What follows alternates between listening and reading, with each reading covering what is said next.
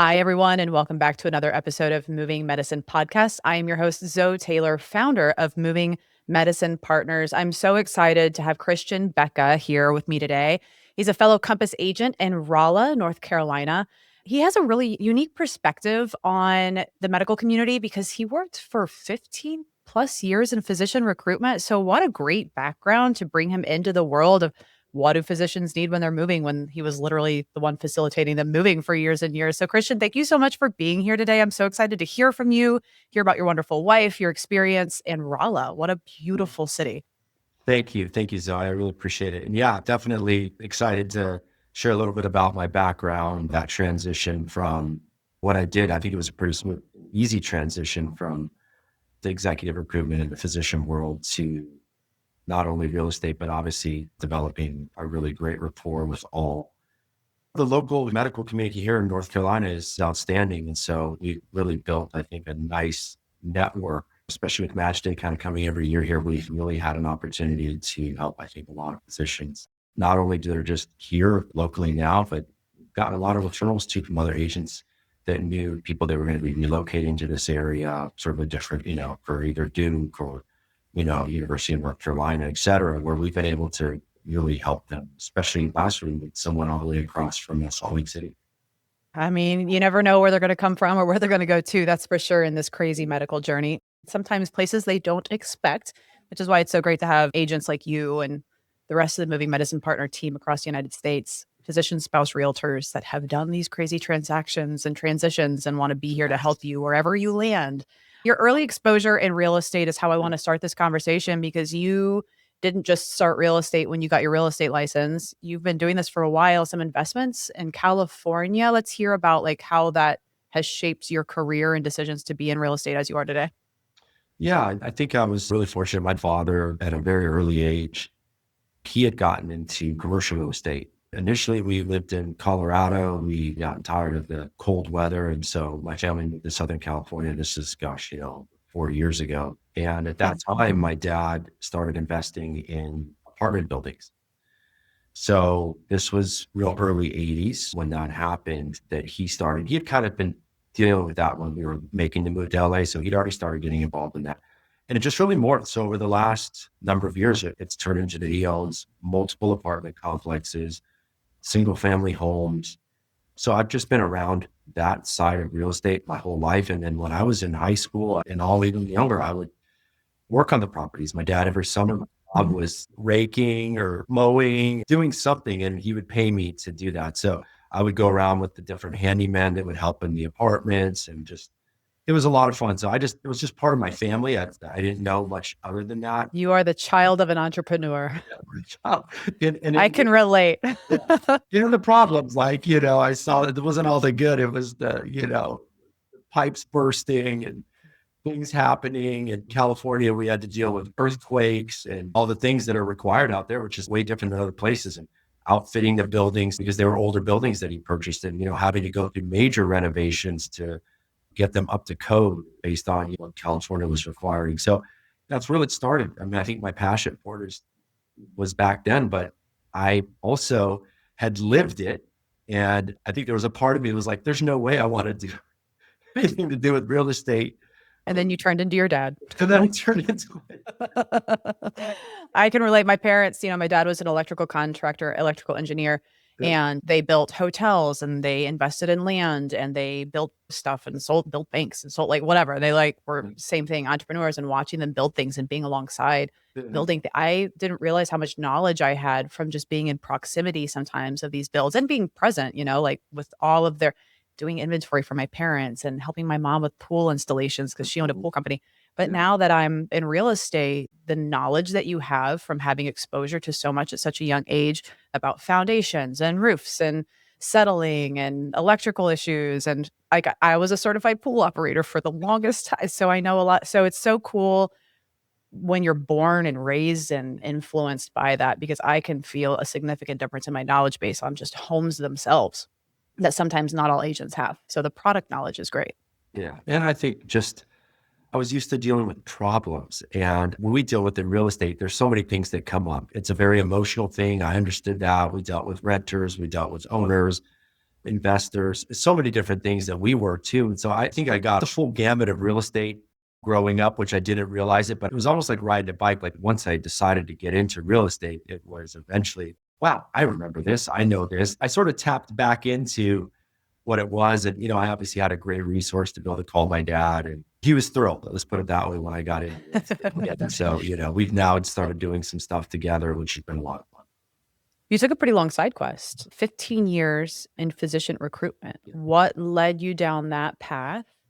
What do you think that you gained from that path? And I mean, like, oh my gosh, what are you using from that that's helping you serve the medical community now in Raleigh?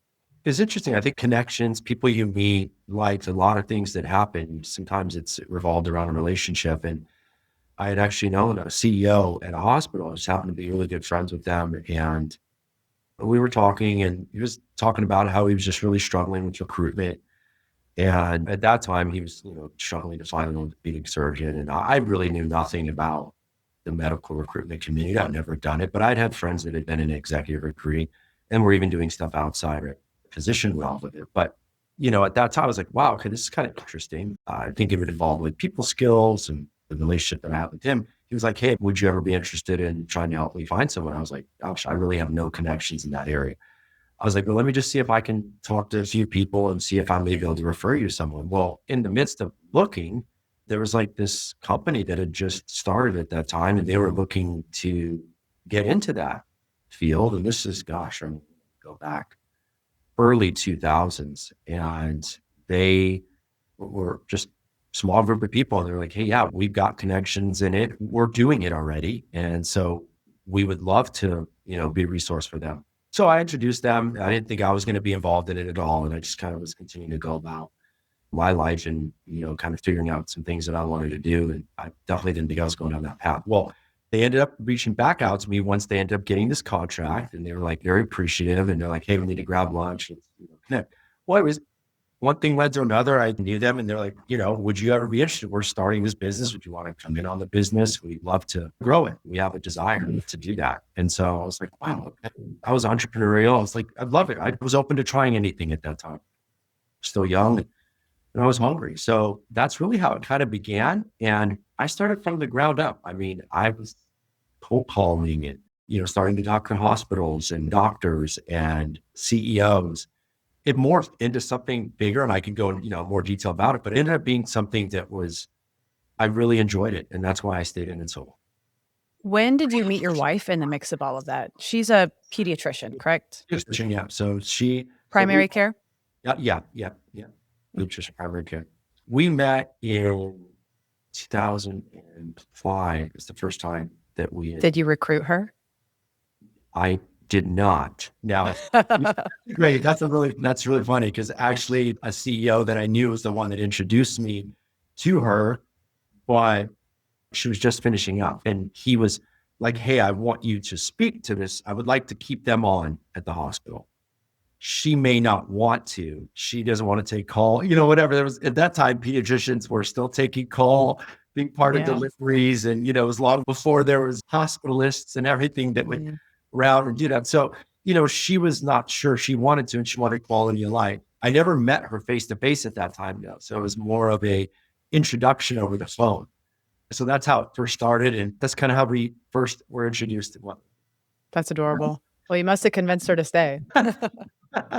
She didn't stay, but she was much more the type of entrepreneurial. Back then, I would say too, things were a little different in medicine, where private practice, there were physicians that were doing that. There were cycles of it. You saw physicians that, wanted the employed model was easier. And then there was some that were entrepreneurial. And I think back then that was a possibility. Obviously over the years, things I think have changed, where it's, much more centric on bigger systems. And it's just a lot to manage in private practice. It's hard to negotiate contracts with insurance companies when you're private practice. You don't have any negotiating power for your insurance contracts. Mm-hmm. At the end of the day, you're having to get part of bigger groups, and, you're an individual. I think the harder part is probably, running it, the billing, the collecting, all the things that are required now. Yeah. So, I mean, like, whatever, we lived that firsthand. I was married to a pediatrician and helped run the practice. And so we went through billing companies, and EMRs aren't built for pediatrics. They don't like mesh siblings with half siblings and step siblings, and it's just chaotic. Like the Yeah. systems are not set up for pediatrics. Let me tell you, we've been through so many EMRs to get to the point where we were just like, just none of them work. It just doesn't work.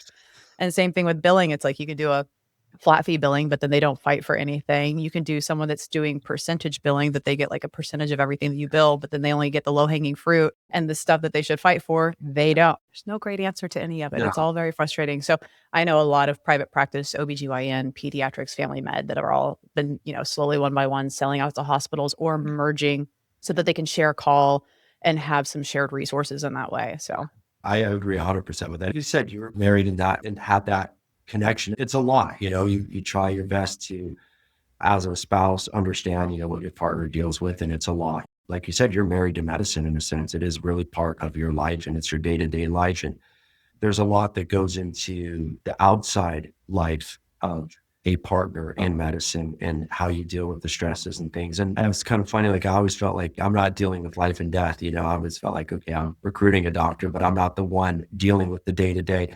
It was just very interesting, the dynamics of living medicine and living and building a practice and doing all those things. But I felt like my physician recruitment experience was great because I learned so much. All the hospitals that I'd go to would fly me out there. We would get contracts with the hospitals and then they would bring me out and meet with, the doctors that I was going to recruit for, or the hospital system or the CEO, whoever it was going to be deciding factors. And then I would meet internally with the physician recruiters that work for the hospital so that we could work on, establishing a good rapport with them.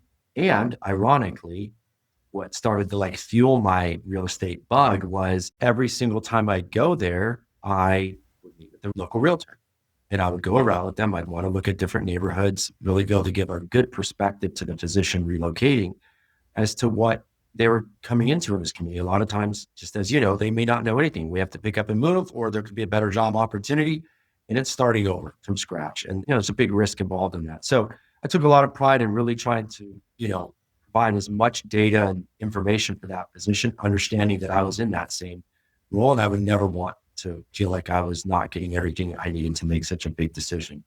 And so that's where another part of the real estate bug hit me. I was like, gosh, I'm referring all these great physicians and people that are moving all over the country and they're just getting great referrals and they really appreciated it. It's like, gosh, maybe I should do something where I get my real estate license or start to incorporate and get a referral or something. So there was little things throughout the years of my recruitment where I was already starting to think about it. Well, I think that it's so sweet that you took the time to firsthand tour the communities that you were trying to serve the hospital systems so that it wasn't just like, hey, I'm working for the hospital to fill a hole, to fill a gap, fill a void. Like you want to make sure that the physician that you're connecting to that hospital, that you get to know them, that you can sell the community, but also make sure that the community is a good fit for what it is that they're wanting in a lifestyle. I've got a friend that they moved from the Northeast to Tucson, and that's jarring. You know what I mean? Like that's a jarring difference. And to be able to have someone that can share with them what the landscape feels like and how they can integrate into it and what the real estate landscape is going to feel like whenever they arrive. That's a huge component to moving. Yes, the job, the hours, the call schedule, RVUs, blah, blah, blah. Like, yes, the position itself that you're recruiting for, all of that matters. But really, it's like, what's your community? What's your home life going to be like? Because it's a massive decision. And so the fact that you actually took the time to do that speaks volumes. So when you were transitioning out of the physician recruitment, because you had a company and you had to sell it, correct? Yeah. Well, Like you were owner. Yeah, it was just odd. We had never planned to sell. That was never it. It was, that was not the goal. We had thought at a certain point, we're like, okay, setting goals as a company and you want to figure out how you're going to get to a certain level. And I don't know, there was this we hired a company that came in to coach us and say, hey, how can you take your company to the next level? And so the theme of the company became 15 and 5. Our goal was let's make 15 million. Let's consistently produce $15 million a year within the next 5 years. And so we started to put all these signs around our office and we branded it. And we were like, we're going to live this day in, day out. Let's see if we can do it. We've exceeded that within 2 to 3 years. And all of a sudden, there was companies that started approaching us about purchasing us. And we started talking to everybody about the fact we were honest and that was a very real possibility and, what that would mean for the company. And we were never a publicly traded company or anything like that. But the company that ended up purchasing us was So they were a Japanese-based company that did a recruitment and had a lot of different involvements in medicine overseas. And they wanted to carry a recruitment division and arm over here in the US.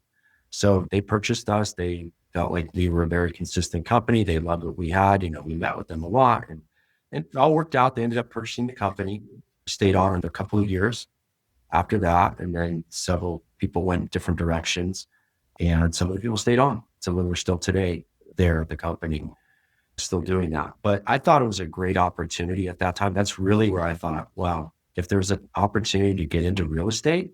So you're in Raleigh. Raleigh's become like a pretty big destination in regards to healthcare and physicians. Is there a lot of research there? What is it that's drawing everyone to the Raleigh community in the medicine world?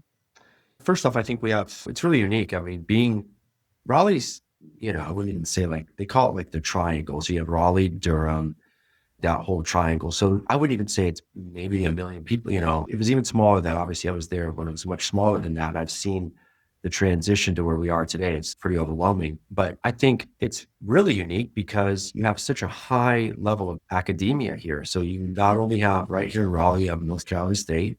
They're not from the physician side, but they're very well known for their vet school. Then you look at University of North Carolina, then you have Duke, and then you have Wake Forest. So within like a very small community to have It's a lot of intelligence in a smaller space. it's not heard of to have that and the ability for like such a high level of education too. I think what was really happening year over year previously when Raleigh wasn't growing so much is that everyone would come here for school and leave.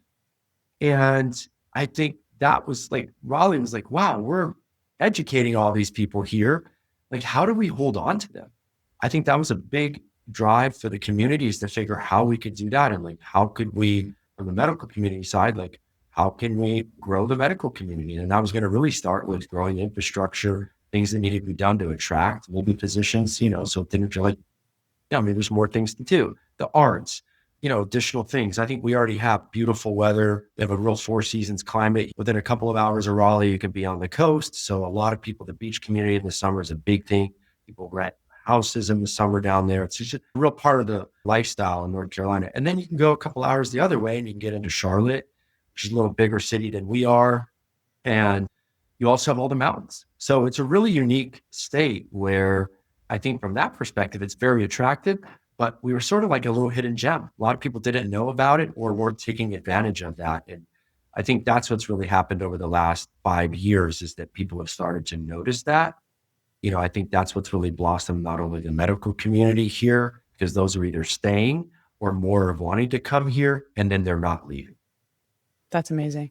So with the triangle, what are the big hospital systems in Raleigh area that you're typically seeing like a large amount of employment through? Yeah, so you have like UNC Rex is like really the biggest, like UNC system is big and you have the Duke system. So really you have like these two big systems that really kind of have primary care clinics, other hospitals. Ancillary like units, exactly. But then there's like the big main hospital. Yeah. So those would be they're really the two big systems. And it wasn't that way previously, when we were first year, it's really morphed into that where the hospitals have really bought out most of the private practices or like UNC has now bought out all the smaller hospitals as well. And now they've just fallen under that umbrella. So they're not a lot of standalone anymore. So it's really just becoming more of these, I would say those are the two bigger systems that are really dominating players in this market. Yeah. Same in St. Louis.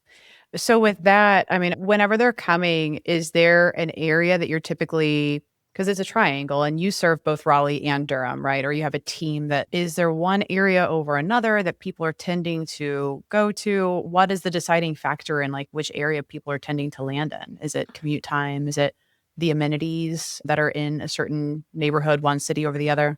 Yeah. So I think, Durham from Raleigh is, not too far of a drive, but, it's not like you want to commute there every day. You couldn't do that as a physician, especially for call. So a lot of times the physicians that are somehow tied into the Duke system, or if they're going to do something with Duke or they're going to be affiliated with something related to that, they are going to be out in that Durham area. And then there's also some communities that are starting to go east of that, where there's the health systems are opening up clinics or there's other things that they're doing. So the jobs, even if they finish up their training at Duke, they're going to be going to a clinic, not 30, 40 minutes away, or they may be getting a job locally right there. I've dealt with both. With Duke, several of them either just stayed right on, or I've dealt with surgeons, or I've dealt with primary care. It's kind of the full gamut out there. And then Durham is a much more like an arts. I think it's really unique. I love about Durham. It's a very different, I'd say, just vibe than what Raleigh is. Durham has got, real arts community, a food scene, completely different than where Raleigh is. And some people really love that about Durham. It's got a downtown where we're developing high rises that we don't really have in Raleigh. So different setup. And then the physicians that are typically more into the Raleigh area are, really deal with like UNC and that system here locally. And we have a community called North Hills that's really developed and blossomed. And then you have also sort of like the Cary, Morrisville, the Research Triangle Parkway, where we have a lot of research where, Apple was going to build a campus here. They haven't done that, but we have a lot of tech in that area. And then we also deal with a lot of pharmaceutical in the Raleigh area. So those that are like kind of tied into the schools here coming into Raleigh, like looking for jobs, and the school systems that tie into that field. Are the average price points of homes similar in Durham and Raleigh and the surrounding areas? That's a really great question. We also have Chapel Hill too. Oh yeah, Chapel Hill. Yeah, that's part of the triangle. That's close by, but Chapel Hill, I'd say, is like a little bit of older money where like there's a lot of established older communities that have been there, and people just love Chapel Hill. It's kind of its own little entity, super loyal with the basketball, and like the whole system is just like, it really encompasses Chapel Hill. So even if you live in Raleigh, they are diehard, they're still going up there for the games. And it's same thing with Duke. It's a huge rivalry here between these schools, which is a lot of fun. So you have people all over that are living in different communities. So the cost of living, I think Durham is definitely starting to creep up. Chapel Hill is always, I think, a little bit higher. And now I feel like Raleigh, the price points have dramatically increased, and Durham as well. I mean, when you found $1 million home previously, there wasn't a lot of those. I mean, now we're seeing homes 3, 4, 5, 6, $7 million that are starting to creep up in all different areas, some in particular pockets of Durham, Chapel Hill, and then, right here in Raleigh. Let's start from baby doctors and move our way up. And I call baby doctor residents because they're on baby doctor income. And it's just, kind of a struggle bus time of life. Some of them can afford to buy, especially if they're there for longer programs, ortho, et cetera. Are you seeing a lot of residents be able to purchase when they're there for training? Is that, feasible still in the triangle area, or are you seeing a lot of them rent? No, it's a great question. Last year, I feel like over the last several years with the increase in, home values, I think our median value kind of jumped up into the 4s. So the great thing is, the physician loan programs that we offer here and that we've dealt with some of the lenders that we have been outstanding. So we've got some great lending partners, and we have been able to, last year alone, I think I probably helped 5 that were new, like either just going into something, getting a job, or were going to be just coming out, and they were able to all afford homes. They were able to go a little bit outside of, being right in one of those bigger areas of either Raleigh or Durham or right directly in Chapel Hill. And they were able to find something in a smaller community and find in that, 400 to 600 price point and all the programs that are offered, that was a huge help, especially to those that were, as you said, like they're baby doctors. They're not having a lot of capital up front. We've all been in that situation. And the fact that they didn't have to rent and were able to get into a single family home, that they could start an investment and, have that privacy, but still get something that they wanted. We've seen both from either single family home and then also some townhomes that have started to pop up that have been very affordable, but new construction. Is there much of a condo scene around any of the hospital systems where there's training programs? That is one thing where You're lucky. I'm saying that. I'm just kidding. Condos are fine. Condos are fine. There's a time and a place, but they're frustrating sometimes. There's no real condo scene here, which is interesting. It's either they rent and they're building apartment buildings, or you can rent and that gives you that condo feel, or it's mainly single family homes and then townhomes. That's good to know. Pertinent information. Okay. So with residency, they're usually making $60,000 a year. If you're a single income, you're an individual just by yourself going through residency, or your spouse isn't working because they're with kids or whatever. Usually you're qualifying for about $300,000. Is that something that solo resident income can find? Like a small townhome, a small home, maybe have to sacrifice commute time or something? Yes. It's cool. Absolutely. That's awesome. Yeah. It's crazy with all the price increases that we've seen everywhere else. there's still these little pockets that you can find that are very affordable. And as long as they have some flexibility, they really want to own a home, they can.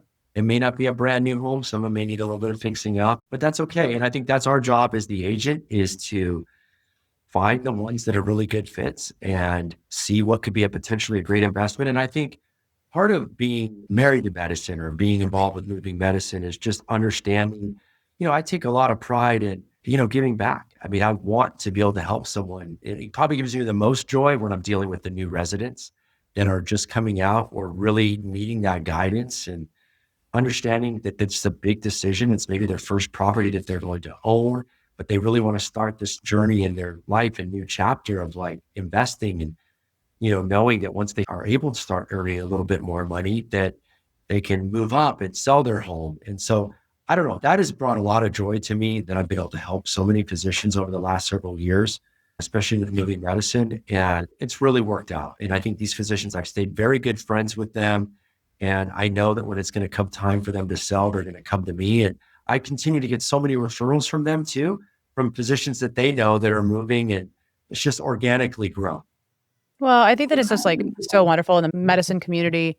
In this world, it's easy to be taken advantage of. People are opportunistic. They hear doctor and they see dollar signs. I think that like once you gain trust and they understand that you're part of this world, it's easy for them to feel confident to refer you to their friends. They're very loyal. It's a very loyal community Yes. once you gain their trust, and you've been working in this world for so long. So who better? And what I kind of want to wrap up with is just like, oh my gosh, for anyone listening to the show that is considering interviewing in Raleigh or ranking Raleigh, reach out to Christian. This guy has been doing recruitment forever. So he's going to know the ins and outs of what it is that you're going to need to know when you're going through this application process and interviewing process, but also just for these community tours.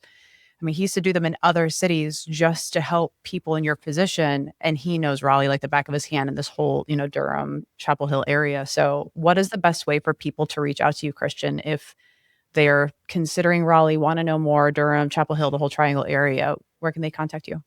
I'd love to give a plug to our team. I mean, first off, it's the Coley Group. We're here in Raleigh. We just got voted again, I think for the fourth year in a row, the top team in Raleigh. So I feel No surprise. Yeah, thank you. We have built, we were one of the founding teams within Compass. So I would love it that they could take a look at our website, see a little bit about myself, our team in general. We have a big group, almost 18 other agents that are on the team. And I think just the level of expertise and how we run our business and what we do is just a level of professionalism through and through. So I think that's the first way. Check us out there. And then for me individually, you can, reach me. My email is probably a great way, Christian at the Condo Group. My cell phone is, I can provide that if you want. So I'm happy to do that. You can do that, or everything should be listed down below. Whatever platform you're listening on, Spotify, Apple Podcasts, YouTube, Exactly. there should be a description down below with all of Christian's direct contact information. If you want to know more about any of those areas, Raleigh, Chapel Hill, Durham, if you just want to get to know Christian and some of his recruitment knowledge, oh my gosh, he is the resource for you. Christian, I just want to say thank you so much for joining us today. We really appreciate you sharing your background, your expertise, and the perspective that you have of your beautiful, slice of North Carolina that you've been serving for such a long time. Thank you, Zoe. I really appreciate it.